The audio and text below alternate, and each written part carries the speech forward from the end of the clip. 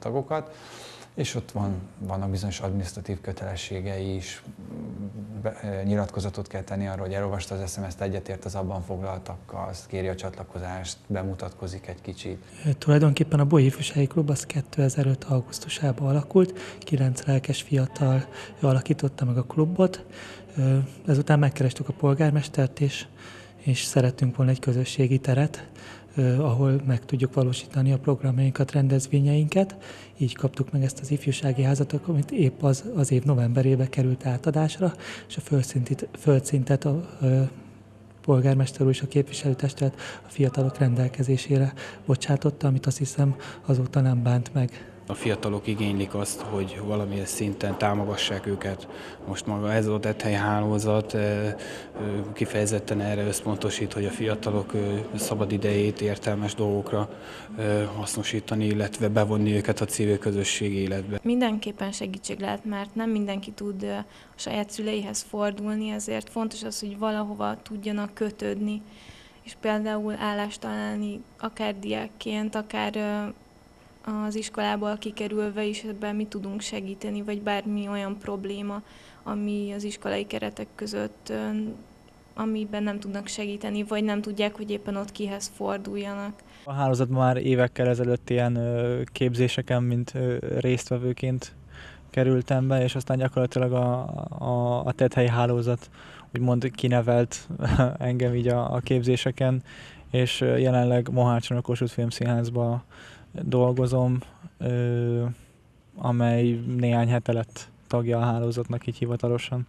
Én már lassan 2,5 éve tartozok ehhez a hálózathoz, és ez úgy kezdődött, hogy hát ugye én egy pécsi gyermekotthonban élek, és hát ott szerveztek egy ilyen közösségi programot, nevelők, meg különböző irodások.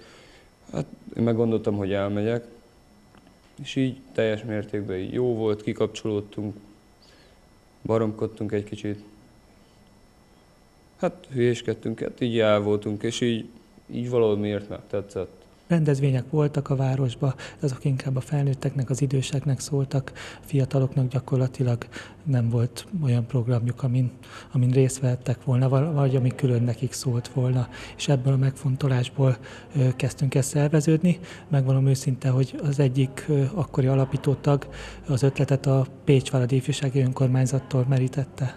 Kikapcsolódás, szabadtéri programok, sportprogramok, tanulási lehetőséget ajánlanak fel. Hát így mindenben, amiben így tudják segíteni a mostani fiatalságot. Emellett pedig még vannak tanácsadások, amik szerintem hasznosak lehetnek, ilyen jogi tanácsadás, vagy nem tudja, hogy milyen pályára készüljön, az is szerintem nagyon hasznos, mert ilyen céltalanok mostanában a fiatalok. Van valami bizonyos aktivitás, de önmaguktól nem tudnak rájönni, hogy mit, hogyan kellene, vagy mit lehetne csinálni.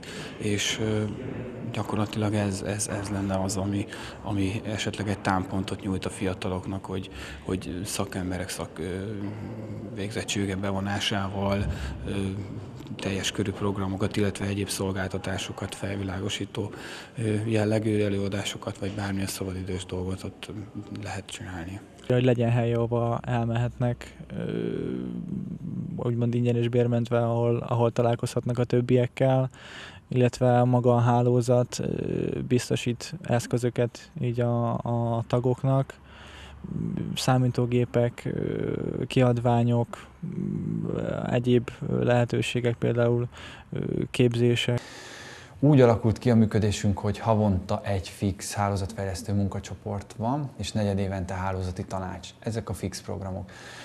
Az elmúlt 2 évben bevezettük azt, hogy évi kétszer 2 napos képzést tartunk, amit munkacsoporton kitalálunk, hogy miben szeretnénk fejlődni, mi az, amiben restanciája van egyes szervezeteknek, vagy össznépileg a hálózatnak, és akkor abban a témában keresünk valaki trénert, és 2 napig kivonulunk valahova. Nagyon nagy segítséget jelent, mert mióta foglalkoztunk a címbirtokosság megszerzésével, ahova kötelezően fel is kellett kutatnunk azokat a szakmai partnerségeket, ami majd az ilyen ifjúsági klubszerű működéstől jóval, de jóval szakmaibb és szervezettebbé teszi, tehát szakember együttműködések és szakemberek foglalkoztatása kell az IKSZT-ben.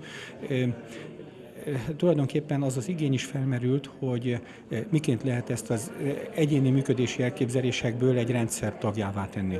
És ez a rendszer tagságába való jutást erősíti meg az, hogy most hallhatok arról, hogy már az országgyűlés is elfogadott ifjúsági stratégiát, aztán polgármesterként természetesen kell arra is gondolnom, hogy az országgyűlési határozat és a saját településem között létezik megye, létezik kistérség, tehát ezek mind a rendszerszervezésnek az elemei, és úgy gondolom, hogy nagyon hasznos információkat hallok az előadók tolmácsolásában arra vonatkozóan, hogy milyen lehetőségeink vannak erre, mind dokumentum szinten, mind törekvések szintjén, és mind pedig megismerni azokat, akik a megyében máshol hasonló témakörökben gondolkodnak.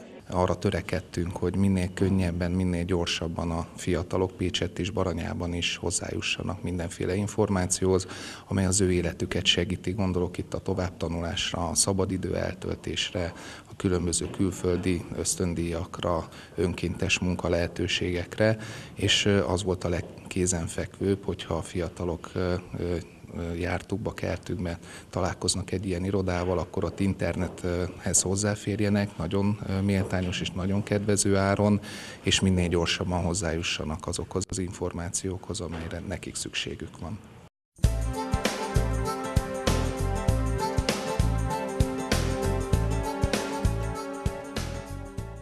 Elsősorban az, hogy netezni lehessen, tehát az internet.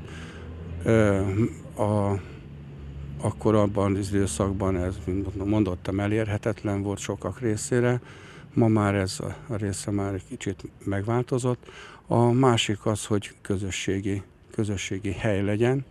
A szolgáltatások bővültek egyre szélesebb körben. Az irodai szolgáltatásokkal először az információszolgáltatás az a második lépcső volt, ahol ténylegesen lehetett mint albérlet, mint munka, mint pedig továbbtanulással kapcsolatosan a srácok felé lépni, és ezeket az információs kérdések, vagy információs gondolatokat, ezeket tudtuk feléjük közvetíteni, és ez segített is sok mindenben.